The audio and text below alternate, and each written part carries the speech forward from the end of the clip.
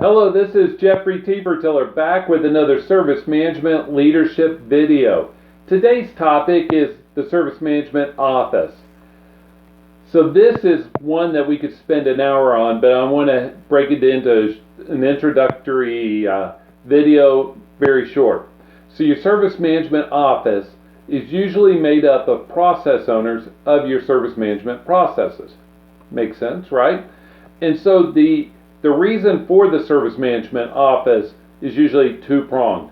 It's how do we mature every process by giving each other feedback, looking at the handoffs between the processes. The processes, the ITSM processes, are only as good as the handoffs in between. Your change management process won't be very good if your release and deployment handoff to change isn't very good. Make sense? So, number one, we want to mature the organization, the ITSM organization. Number two, which is probably even more important, is how do we get adoption? How do we use organizational change management? How do we use all the tools we can to gain adoption for our ITSM program? And so that's what your SMO is going to be looking at. It's going to be looking at metrics. It's going to be looking at feedback. It's going to be looking at all the different things, and we're going to worry about how do we mature our organization. And so your SMO is usually your process owners, sometimes process managers. And this is where it really gets tricky, is because all the processes should have an equal seat at the table, but they rarely do. And so I want to encourage you to have everyone equal. So knowledge management is just as equal as incident. Even though in your organization it may not be.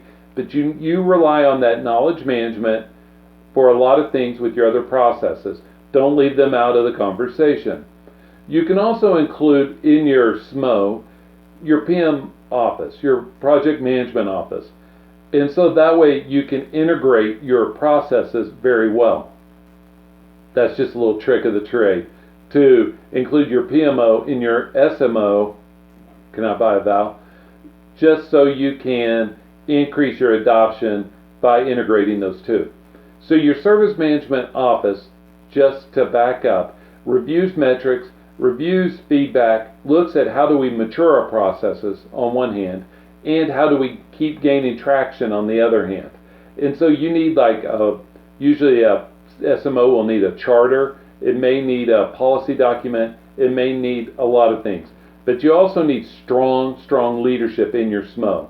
You will not be successful maturing or getting adoption unless you have that leadership. This is Jeffrey Tiller. Thank you for joining us again on these videos. Please take a look at some of our other videos. Leave a comment, send us some feedback through email. We would like it if you would share the video, like the video, subscribe to our channel, give us some feedback. We'd love to hear from you. Have a great day. Bye.